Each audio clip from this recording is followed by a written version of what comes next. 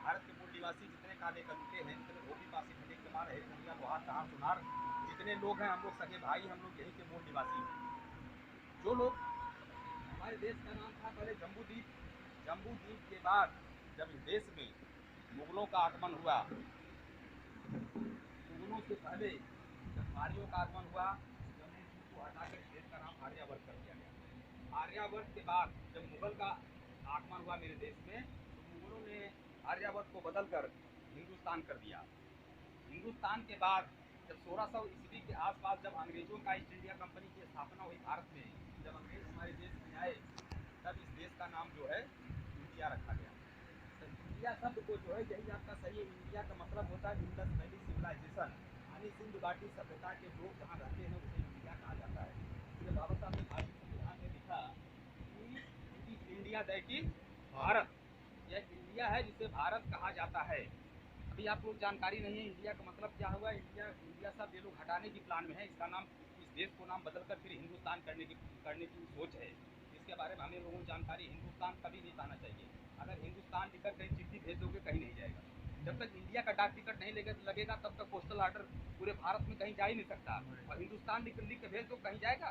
कहीं नहीं जाएगा। लोग कहते हैं कि हिंदुस्तान हिंदुस्तान हिंदुस्तान कहना ही नहीं चाहिए। हिंदुस्तान कहकर हिंदू का अर्थ गलत होता है। हम लोग हिंदू नहीं, हम लोग भारत के मूल निवासी। तो मूल निवासी का मेरा कर्तव्य है कि हम लोग मूल निवासी हैं, मेरा धर्म है, हम लोग बौद्ध धर्म के मानने वाले, हम लोग बौद्ध थे, सनातनी बौद्ध थे। जब जो है इसमें हिरदत्त मौर्य के द्वारा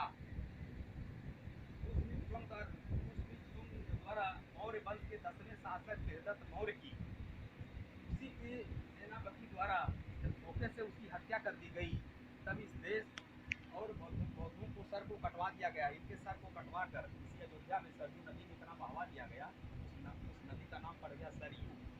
जबकि वही नदी बहराइच से चलकर आती है, उसका नाम है घाघरा। लेकिन अयोध्या आते आते सरयू कैसे हो जाती है, फिर आगे घाघरा। तो बौद्धों के, हमारे लोगों का सर गर्दन काट कर उसे इतना डाल दिया गया, उस नदी का नाम पड़ गया सरयुक्त नदी। बाद में उसको किया गया सरयू। क्योंकि अभी देखिए उसमें खुदाई हो रही थी, खुदाई में सारी बौद्धों की मूर्ति निकली। अभी आप लोगों को जानकारी नहीं है, क्योंकि हमारा इतिहास बहुत पुराना है। हमें नाना प्रकार के देवी देवता छोड़ दिए गए, उनकी पूजा करने के लिए हम उसी में भटक गए, अपने वास्तविक इतिहास को भूल बैठे। तो हमें करना क्या है कि अपने घर में इसी बहाने बाबा साहब की फोटो लगानी है, भगवान बुद्ध की फोटो लगानी है, संत रविदास की फोटो लगानी है, और संत कबीर की फोटो लगानी है, उनकी जयंती मनानी है। तो ये कब कर पाओगे? जब अपने बच्चों को पढ़ाओगे, लिखाओगे और उनको बोलने का कहीं मौका दीजिएगा। और जो अपने बच्चों को पढ़ा लिखा नहीं है, उसका कर्तव्य है कि उसको पढ़ा, समय से कपड़े पहनाकर स्कूल भेजें, सफाई सुथरा रखें और ध्यान दें। इस समय देखिए लॉकडाउन चल रहा है, पढ़ाई लिखाई चौपट की जा रही है, ताकि हमारे जो बहुजन समाज के लोग, जब इस देश में केवल एक व्यक्ति को पढ़ने का अधिकार रखा था, तब इस देश का, तब इसको कहा गया कि सतयुग है। और जब इसमें ब्राह्मणों का पढ़ने का अधिकार था, तब इसको कहा गया सतयुग।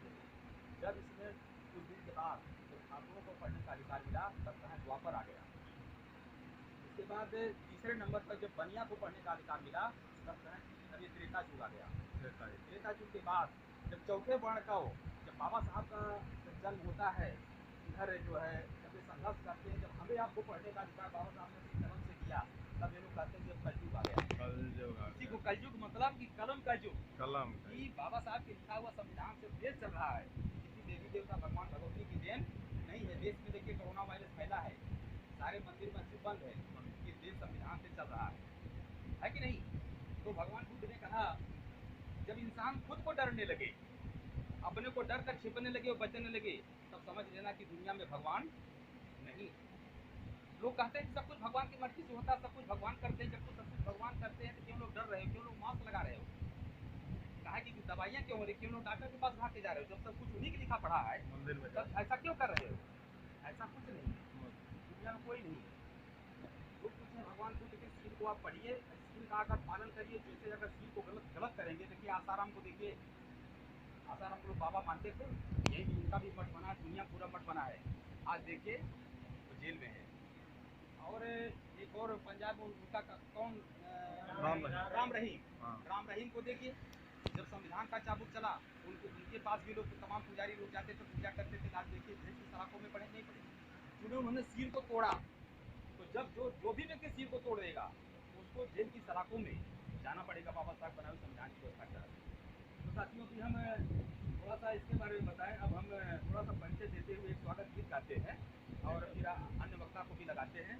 तो सर्वप्रथम करुणा की सागर महामानव गौतम बुद्ध, आरक्षण के जनक साहू जी महाराज, शिक्षा के जनक ज्योतिबा फुले, माता सावित्रीबाई फुले, संतों में संत रविदास, संत गाडगे, संत घासीदास, गुरु नारायण, संत कबीरदास, वीरांगना फूला देवी, झलकारी बाई, अहिल्याबाई होलकर, ढोंग और पाखंड को खंड खंड करने वाले पेरियार रामास्वामी नायकर, ललई सिंह यादव, महापदम नंद, सम्राट अशोक, वीर ऊधम सिंह के साथ